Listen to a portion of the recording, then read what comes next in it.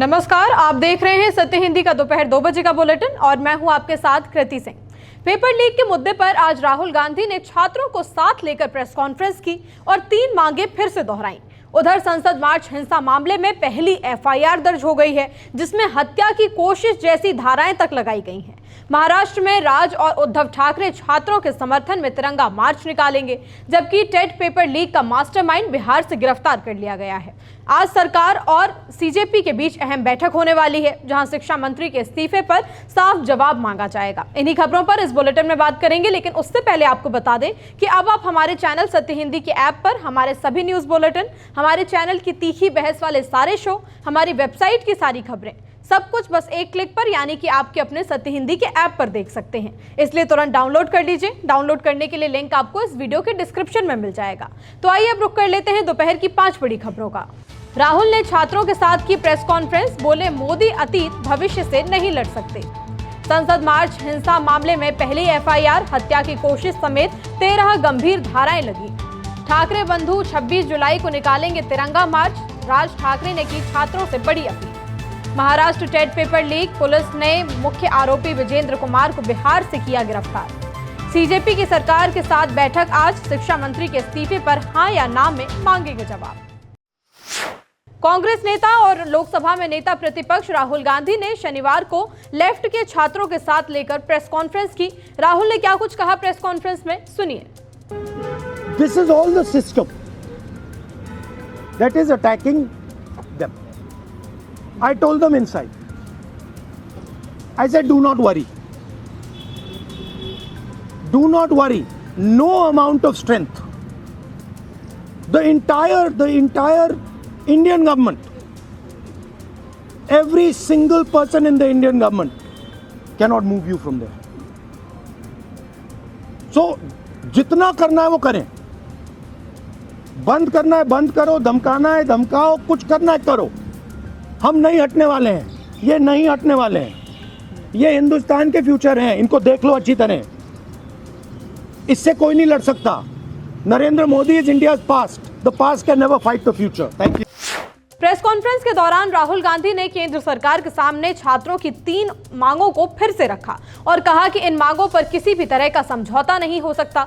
राहुल गांधी ने पहली मांग रखते हुए कहा कि केंद्रीय शिक्षा मंत्री धर्मेंद्र प्रधान को तुरंत कैबिनेट से हटाया जाए। उन्होंने कहा कि सिर्फ मंत्रालय बदल देने से बात नहीं बनेगी। राहुल ने दावा किया कि उन्हें जानकारी मिली है कि सरकार धर्मेंद्र प्रधान को किसी दूसरे मंत्रालय में भेजने पर विचार कर रही है, लेकिन छात्र इसे स्वीकार नहीं करेंगे। उन्होंने कहा कि छात्रों की साफ मांग है कि शिक्षा मंत्री को उनके पद से इस्तीफा देना ही होगा और साथ में उन्हें कैबिनेट से भी हटा दिया जाए। राहुल की दूसरी मांग है कि जिन लोगों ने भी बच्चों पर लाठीचार्ज किया उन पर कार्रवाई हो और पीएम मोदी खुद से आकर छात्रों से माफी मांगे। 20 जुलाई को संसद के पास हुए प्रदर्शन के मामले में पहली एफआईआर दर्ज की गई है। कर्तव्य पथ थाने में दर्ज इस एफआईआर में हत्या की कोशिश समेत भारतीय न्याय संहिता बीएनएस की 13 गंभीर धाराएं लगाई गई हैं। पुलिस के मुताबिक प्रदर्शनकारियों ने बैरिकेड तोड़कर संसद की ओर बढ़ने की कोशिश की और ड्यूटी पर तैनात पुलिसकर्मियों पर पथराव और हमला किया। शिकायत में सरकारी संपत्ति और निजी वाहनों को नुकसान पहुंचाने का भी आरोप है। पुलिस का कहना है कि प्रदर्शनकारियों को कई बार धारा 163 लागू होने और प्रदर्शन की अनुमति नहीं होने की चेतावनी दी गई, लेकिन भीड़ नहीं मानी। इसके बाद संसद की सुरक्षा को देखते हुए हल्का लाठीचार्ज और आंसू गैस के गोले छोड़े गए। पुलिस के मुताबिक इस झड़प में 129 पुलिसकर्मी और 60 से ज्यादा प्रदर्शनकारी घायल हुए। इस मामले में आगे अब जांच जारी है। एमएनएस प्रमुख राज ठाकरे ने 26 जुलाई को मुंबई में होने वाले तिरंगा मार्च में बड़ी संख्या में शामिल होने की अपील की है। उन्होंने कहा कि ये मार्च नीट विवाद को लेकर प्रदर्शन कर रहे छात्रों और उनके परिवारों के समर्थन में निकाला जा रहा है और इसका मकसद उनकी आवाज को मजबूत करना है। राज ठाकरे ने सोशल मीडिया पर जारी अपने संदेश में साफ कहा कि ये पूरी तरह गैर राजनीतिक मार्च होगा। उन्होंने कार्यकर्ताओं से अपील की कि कोई भी पार्टी का झंडा लेकर न आए और न ही किसी राजनीतिक नेता के समर्थन में नारे लगाए। उन्होंने कहा कि इस मार्च में सिर्फ तिरंगा रहेगा और सिर्फ छात्रों के समर्थन तथा सरकार के खिलाफ विरोध की आवाज उठेगी। राज ठाकरे ने यह भी कहा कि वो और शिवसेना प्रमुख उद्धव ठाकरे इस मार्च के संयोजक हैं, लेकिन उनके नाम के भी नारे नहीं लगाए जाने चाहिए। उन्होंने कहा कि सभी को याद रखना होगा कि ये किसी राजनीतिक दल का नहीं बल्कि छात्रों का मार्च है और पूरा ध्यान छात्रों के मुद्दे पर रहे। महाराष्ट्र टेट पेपर लीक मामले में पुलिस ने करीब 1 महीने से फरार चल रहे इस मामले के मुख्य आरोपी को बिहार की राजधानी पटना से गिरफ्तार कर लिया है। आरोपी को महाराष्ट्र लाकर उससे लगातार पूछताछ की जा रही है। पुलिस का कहना है कि अब पूरे पेपर लीक रैकेट का पर्दाफाश करने की कोशिश की जा रही है। पुलिस के मुताबिक मुख्य आरोपी की पहचान विजेंद्र कुमार बलेश्वर साह के रूप में हुई है। उसके साथ उसके सहयोगी इंद्रजीत सिंह और पिकू को भी गिरफ्तार किया गया है। दोनों आरोपियों को पटना से पकड़कर भिवंडी लाया गया, जहां डीसीपी जोन 2 कार्यालय में उनसे पूछताछ की जा रही है। जांच एजेंसियों को उम्मीद है कि इन दोनों से पूछताछ में पेपर लीक से जुड़े कई बड़े नाम सामने आ सकते हैं। बुलेटिन में अभी आगे और भी खबरें हैं। सरकार से आज फिर बैठक, सीजेपी ने मांगा स्पष्ट जवाब। विदेशी फंडिंग के सबूत नहीं, विदेश मंत्रालय का बड़ा बयान। वांगचुक बोले कोई समझौता नहीं किया, छात्रों के लिए अनशन तोड़ा। भागवत बोले नई पीढ़ी को संवाद और अपनापन चाहिए। सीजेपी की आज सरकार के साथ फिर से बैठक होगी। संगठन ने कहा कि अब साफ जवाब मिलने का समय आ चुका है। बैठक शाम 3:30 से 4 बजे के बीच होगी। हालांकि जगह अभी तक तय नहीं हुई है। सीजेपी के राष्ट्रीय प्रवक्ता आशुतोष रांका ने कहा कि 2 मांगों पर पहले ही सिद्धांत रूप से सहमति बन चुकी है। अब सरकार से उसका लिखित भरोसा चाहिए ताकि उन मुद्दों को हमेशा के लिए खत्म किया जा सके। उन्होंने कहा कि सबसे बड़ा सवाल अब भी धर्मेंद्र प्रधान का है। सरकार बताए कि इस्तीफा लेगी या नहीं लेगी, जवाब सिर्फ हाँ या ना में होना चाहिए। इस मुद्दे पर अब ज्यादा बातचीत की गुंजाइश नहीं है। राका ने सोनम वांगचुक पर हो रही ट्रोलिंग की भी आलोचना की। उन्होंने कहा कि 26 दिन तक अनशन करने वाले व्यक्ति पर ऐसे आरोप लगाना बेहद ही शर्मनाक है। उन्होंने कहा कि वांगचुक ने देश के युवाओं के लिए अपनी जान दांव पर लगाई।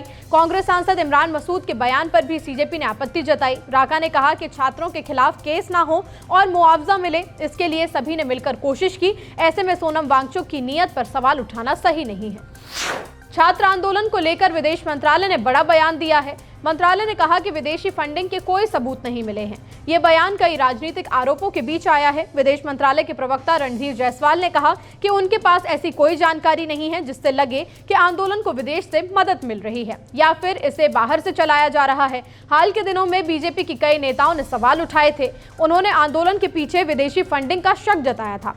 सोशल मीडिया पर भी ऐसे कई दावे किए गए थे। विदेश मंत्रालय ने इन दावों की पुष्टि नहीं की। मंत्रालय ने कहा कि उनके पास ऐसे आरोप साबित करने वाली कोई भी जानकारी नहीं है। जंतर मंतर पर खाने की बड़ी डिलीवरी को लेकर भी सवाल पूछे गए। इस पर भी मंत्रालय ने साफ जवाब दिया। उसने कहा कि किसने खाना भेजा इसकी कोई जानकारी नहीं है। रणधीर जायसवाल ने कहा कि दुनिया के कई देशों में भारतीय रहते हैं, लेकिन किसने ऑर्डर किया इसकी जानकारी सरकार के पास नहीं है। सोनम वांगचुक ने कहा कि उन्होंने सरकार से कोई समझौता नहीं किया, अनशन इसलिए खत्म किया ताकि छात्रों पर कार्रवाई ना हो। सोशल मीडिया में उठ रहे सवालों के बाद उन्होंने लंबा वीडियो जारी किया। ये वीडियो अस्पताल से रिकॉर्ड किया गया है। वांगचुक अभी भी इलाज के लिए अस्पताल में है। उन्होंने कहा कि सरकार शिक्षा मंत्री धर्मेंद्र प्रधान पर बात नहीं करना चाहती थी, इसलिए उन्होंने उस मुद्दे पर जोर नहीं दिया। उनका कहना है कि छात्रों का आंदोलन जारी है, ऐसे में इस मांग का फैसला समय के साथ होगा। वांगचुक बोले कि उनकी सबसे बड़ी चिंता छात्रों का भविष्य था। उन्होंने कहा कि कई छात्रों पर एफआईआर दर्ज हो चुकी है और उन्हें डर था कि और ज्यादा सख्त कार्रवाई हो सकती है, इसलिए उन्होंने पहले छात्रों की सुरक्षा की बात रखी और ये भी कहा कि सरकार लिखित भरोसा देने के लिए तैयार नहीं थी, लेकिन उन्होंने भी बिना इस मुद्दे के अनशन खत्म करने से इनकार कर दिया। आखिर में इसी बात पर सहमति बनी। वांगचुक ने कहा कि वो ये चाहते थे कि विपक्ष और सीजेपी के लोग भी मौजूद रहें, लेकिन एजेंसियों ने इसकी अनुमति नहीं दी। हालांकि उन्होंने लद्दाख के कुछ सामाजिक नेताओं को वहां बुला लिया। उन्होंने आरोप लगाया कि अस्पताल में भी उनकी गतिविधियों पर रोक है, मिलने आने वाले लोगों पर नजर रखी जा रही है। अब वो दिल्ली हाईकोर्ट में अवमानना याचिका दायर करने पर विचार कर रहे हैं। वांगचुक ने कहा कि 26 दिन के अनशन में उनका 11 किलो वजन कम हो गया, शरीर की मांसपेशियां भी कमजोर हो गई हैं। साथ में उन्होंने सवाल किया कि क्या अब भी उन्हें अपनी नीयत साबित करनी पड़ेगी। सीजेपी ने नई ट्रैफिक एडवाइजरी पर सवाल उठाए हैं। संगठन ने सरकार पर गंभीर आरोप लगाए। सीजेपी के सौरभ दास ने कहा कि सरकार जंतर मंतर की घेराबंदी करना चाहती है। उनका दावा है कि लोगों की आवाजाही रोकने की कोशिश हो रही है। उन्होंने आरोप लगाया कि खाना और पानी पहुंचाने में भी रुकावट डाली जा रही है और सफाई और इलाज जैसी सुविधाएं भी प्रभावित हो रही हैं। सौरभ दास ने यह भी कहा कि बिजली और दूसरी जरूरी सेवाओं पर भी असर पड़ सकता है। उनका कहना है कि इससे प्रदर्शनकारियों पर दबाव बनाया जा रहा है। आरएसएस प्रमुख मोहन भागवत ने विश्व मांगल्य सभा के कार्यक्रम को संबोधित करते हुए कहा कि जब हम छोटे थे तब आज्ञा पालन का जमाना था, अभी ऐसा नहीं है, नई पीढ़ी प्रश्न पूछती है, उन्हें तर्क बताना पड़ता है, बहुत अधिक अपनापन देने की जरूरत होती है, समय देने की जरूरत होती है, संवाद करने की जरूरत है और आज परिवार में बातचीत बंद हो गई है। अब लोग भागवत के इस बयान को अभी मौजूदा हालात को जोड़कर देख रहे हैं। फिलहाल बुलेटिन में इतना ही। शाम 6 बजे फिर होगी मुलाकात नई खबरों के साथ। तब तक के लिए नमस्कार।